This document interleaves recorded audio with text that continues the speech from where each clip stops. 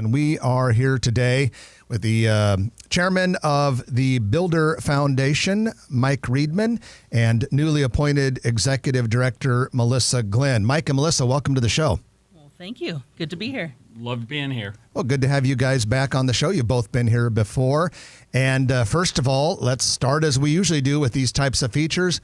What is the Builder Foundation?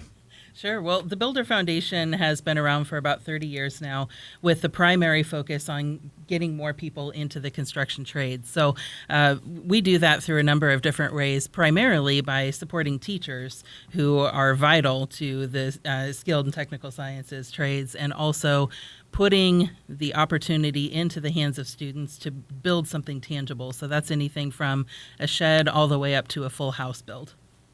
Are high schools getting more involved? 20, 30 years ago, when you're looking for tradespeople, I'd imagine they didn't think to go all the way back to the high schools.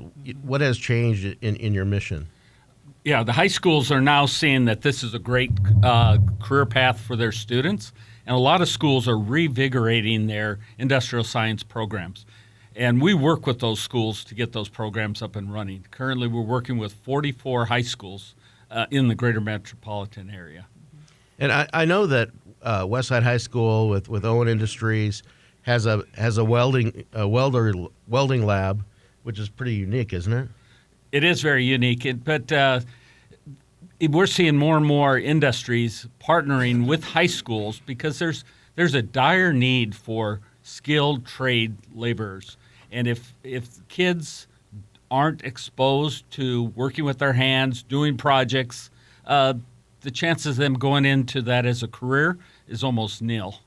So just how bad is this labor shortage? I mean, we've been hearing about the lack of plumbers, carpenters, welders, other trades persons for a long time, and sometimes we hear the word crisis. Give us an idea just how bad it is here, maybe both nationally and in Omaha. Sure. Well, I think one of the things that we need to pay attention to is that we have a shortage now, and it's only going to get worse. So right now, we have about 20% of the workforce is 55 years and older. They're going to be retiring. And in addition to that, right now, we have a 30 to 34% shortage currently for skilled workers. So, we can go down to some of the specifics. Nationwide, we'll need about 330,000 welders. We need 5,500 plumbers. We can drill those numbers down through Department of Labor for what we need here in Nebraska and Iowa. But when we're looking at it, we need everything from skilled hourly workers all the way up to project managers and architects and everything in between. Go ahead, go ahead. You hear about kids wanting to go into IT and they're playing video games and things like that. And how do you get them out of the basement playing video games and show them that they can make a good living in the trades? Well, we started a program because a lot of high schools had dropped industrial science altogether. So we started a program called Builders of the Future. And it was basically a club that met after hours, and we would get a teacher who would sponsor it, and they would build playhouses, dog houses, and other types of small projects. That has really grown. A lot of those schools that initially were only building playhouses, we now have 4 high schools building homes annually. We're in the next segment, we're going to talk a little bit about sluggish job growth in the Omaha metropolitan area. And one of the reasons, or among the reasons for that, has often been said, lack of people, very, very low unemployment rate here. Why do you create too many new jobs if your unemployment rate is already so low? It seems like it's a big hole for us to dig out of around here.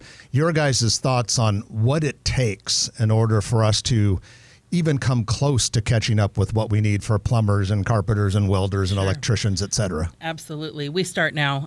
What it takes is, I think, 2 things, Jeff, is one, getting back to an understanding that these jobs are secure, that they are not going to be replaced by AI, and they are fulfilling. You can build a wonderful life and a business focused on the trades. So one is reminding people of all of the opportunities that are available at any age. And for us, we start by by going into the high schools and saying, this is the career path that you could carve out for yourself, and literally putting the materials into their hands so that they can understand which part of the construction industry they might want to go into. So when we're talking about the need and the number of people that we need to impact, I think it starts small, but it grows very quickly.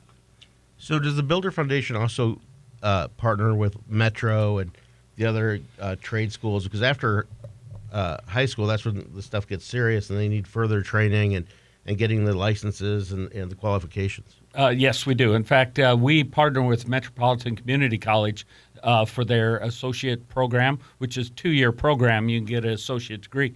Our students are eligible for a $2,500 scholarship for that school. We also work with the Northeast Community College in Norfolk.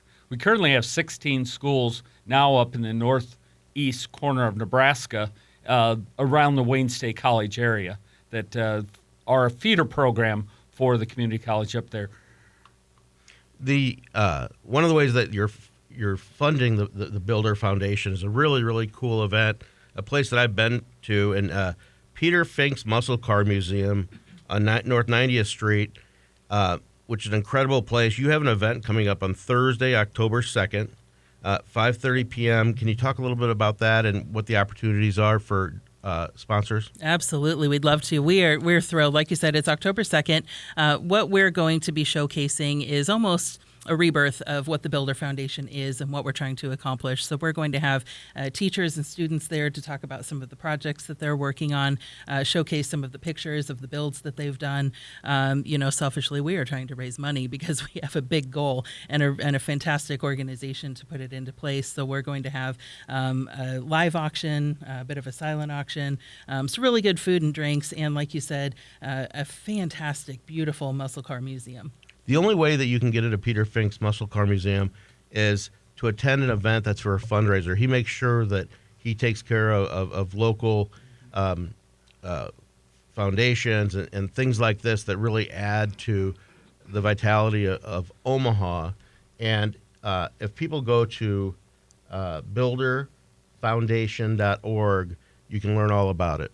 That's exactly right. And that museum is fantastic. And Peter Fink is a prime example of somebody that came out of high school, went in the trades. He opened a transmission shop, and now today he's a great benefactor to many organizations using his collection of muscle cars. It's called the Builder Foundation, and yes, feel free to look into that Builders of the Future event that they're talking about on October 2nd. Mike and Melissa, we appreciate you joining us and continued success. Thanks for everything you're doing to try and build our workforce here in Omaha. Thank you for having us. That is Melissa Glenn, Executive Director, and Mike Riedmann, Board Chair from the Builders Foundation.